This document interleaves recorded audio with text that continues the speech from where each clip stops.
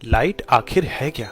इस सवाल का जवाब हम सदियों से खोज रहे हैं। न्यूटन का मानना था कि ये छोटे छोटे पार्टिकल से बनी है, पर यंग्स डबल स्लिट एक्सपेरिमेंट और मैक्सवेल की इलेक्ट्रोमैग्नेटिक वेव इक्वेशंस ने साबित कर दिया कि ये एक वेव है। तो मामला सेटल लग ही रहा था कि तभी एंट्री हुई एल्बर्ट आइंस्टाइन की। आइंस्टाइन के टाइम पे फिजिक्स के गलियारों में एक ऐसा एक्सपेरिमेंट हो रहा था जिसका किसी के पास कोई जवाब नहीं था। जब किसी मेटल पे हाई फ्रीक्वेंसी लाइट या यूवी रेज गिराते तो मेटल से इलेक्ट्रॉन इजेक्ट होते और इस एक्सपेरिमेंट को फोटो इलेक्ट्रिक इफेक्ट नाम दिया गया। पर इसे वेव नेचर से समझना इतना मुश्किल क्यों है? वेव से एनर्जी इलेक्ट्रॉन को मिलती होगी और वो बाहर आ जाते होंगे।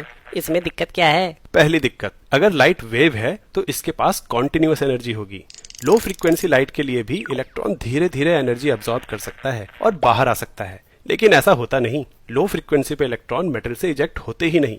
दूसरी दिक्कत, अगर लाइट की इंटेंसिटी बढ़ाएं तो वेव की कुल एनर्जी भी बढ़नी चाहिए, यानी जब मेटल से इलेक्ट्रॉन इजेक्ट हो तो ज्यादा तेज यानी ज्यादा काइनेटिक एनर्जी से बाहर आने चाहिए। पर ऐसा भी नहीं होता। एक फ्रीक्वेंसी की कितनी भी वेव्स मार लो, इलेक्ट्रॉन की एनर्जी सेम ही रहती है। इन सब सवालों का जवाब साइंटिस्ट के पास नहीं था और आइंस्टाइन भी इन सवालों का जवाब ढूंढ रहे थे। आइंस्टाइन से पहले प्लैंक ने एनर्जी क्वांटाइजेशन की थ्योरी दी थी, जिसके हिसाब से इलेक्ट्रॉन फिक्स मात्रा में ही एनर्जी गेन या रिलीज कर सकते हैं, उस फिक्स मात्रा से कम या ज्यादा नहीं। आइंस्टाइन ने अपनी बुद्धि लगाई और प्लैंक की थ्योरी को और एक्सपेंड किया। अगर इलेक्ट्रॉन में लाइट की एनर्जी सिर्फ निर्धारित मात्रा में ही एब्सॉर्ब या रिलीज होती है तो कहीं लाइट की एनर्जी खुद ही क्वांटाइज फॉर्म में तो नहीं एग्जिस्ट करती। मतलब लाइट, जिसे वेव माना जाता है, उसकी एनर्जी कॉन्टिन्यूअस नहीं बल्कि फिक्स क्वांटिटी की हो, यानी वो एक पार्टिकल की तरह हो। आइंस्टाइन ने इन लाइट के पार्टिकल्स को फोटोन का नाम दिया।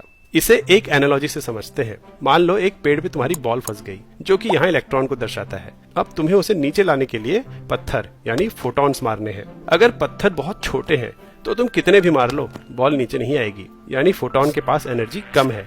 ये केस लो फ्रीक्वेंसी लाइट को दर्शाता है। पर क्या हो अगर एक के बाद एक कई सारे छोटे छोटे पत्थर बॉल को लग जाएं? तब तो बॉल को गिराने के लिए इनफ एनर्जी होगी। कई सारे छोटे पत्थर मतलब लो फ्रीक्वेंसी और हाई इंटेंसिटी। अगर कई सारे पत्थर एक साथ लगे तो बॉल गिर भी सकती है, और असल में इलेक्ट्रॉन्स के साथ भी ऐसा ही होता है। जब लो फ्रीक्वेंसी और हाई इंटेंसिटी की लाइट मेटल पे गिराते हैं तो कभी कभी कुछ इलेक्ट्रॉन्स एक से ज्यादा फोटॉन्स की एनर्जी एब्सॉर्ब कर बाहर भी आ जाते हैं, पर इलेक्ट्रॉन इतना छोटा होता है कि ऐसा होने की प्रोबेबिलिटी बहुत कम है। वहीं अगर बड़े पत्थर यानी हाई फ्रीक्वेंसी के फोटॉन्स मारे तो जितने तेज पत्थर लगेंगे उतनी तेजी से बॉल बाहर आएगी, यानी ज्यादा काइनेटिक एनर्जी से। और इस तरीके से लाइट को पार्टिकल मानने से फोटो इलेक्ट्रिक इफेक्ट के सारे अनसुलझे जवाब मिल गए और आइंस्टाइन ने ये प्रूफ कर दिया कि लाइट केवल वेव नहीं बल्कि पार्टिकल नेचर भी शो करती है।